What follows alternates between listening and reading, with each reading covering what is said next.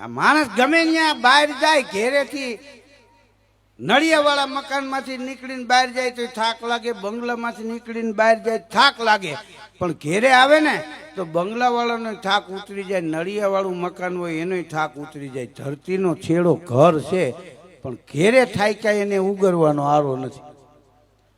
હા, પછી પૂરું થઈ જાય. આપણા ગુજરાતીની કેવી ટેવ, તમે ભર નીંદરમાં બપોરે સૂતા હોય ને તો આવીને જગાડીને પૂછે, લે હુઈ ગયો તો? કીધું ના ના, રિહર્સલ કરતો તો, ટૂંટિયા કેમ વાળવા, નાકોરા કેમ ઢીળવા. હા, તાળું મારીને ચાવી કાઢીને તાળાને આમ 3 વાર તાણે, લાગી ગયું કે નહીં? કીધું આ તો ચાવી વાળું, વગર ચાવીના તમે ગામને ભૂચ માર્યા એ લાગી ગયા, આ ન લાગે, રેવા દ્યો. કીધું હા, પણ વસે જ્યાં એક ગુજરાતી ત્યાં સદાકાળ ગુજરાત. મોટા સાહેબ સ્કૂલમાં આવેલા અને સાહેબ આવ્યા પછી પરીક્ષા ચાલુ થઈ.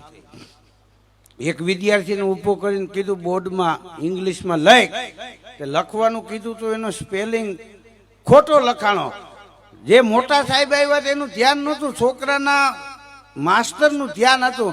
એને હાન કરી ભૂઈ નાખ, આમ લખ, પણ છોકરે લખ્યું નહીં. સાહેબે ચેક કર્યું, એ વિદ્યાર્થી ખોટો સાબિત થયો. અને મોટા સાહેબ આવ્યા હતા ને એ આ માસ્ટર સાહેબને એટલું કહેતા ગયા કે બાળકોને ભણાવવામાં પૂરતું ધ્યાન આપો. એટલું કહીને વયા ગયા. સાહેબ વહી ગયા પછી માસ્ટર સાહેબે વિદ્યાર્થીને કીધું તે ખોટો સ્પેલિંગ લખ્યો અને મેં સાહેબનું ધ્યાન નહોતું, ઈશારો કર્યો ભૂઈ નાખીને આમ લખ, તો તારું ધ્યાન નહોતું? તો કે હતું. તો કે મેં કીધું એમ ભૂઈને લખી નખાય ને?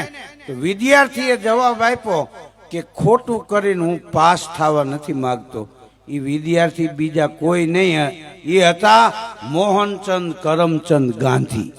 એટલે લોકો એને રાષ્ટ્રપિતાના બિરુદ આપે. આ સરદાર ને સુભાષ ગાંધી, વીર નરો નિપજાવજે, વીરની માતા બની આ દેશને દીપાવજે. અરે આઝાદી કેરા યજ્ઞમાં હોમાઈ ગયા હુલાસમાં, અમ દેશની જુઓ આર્ય રમણી, અમર છે ઇતિહાસમાં.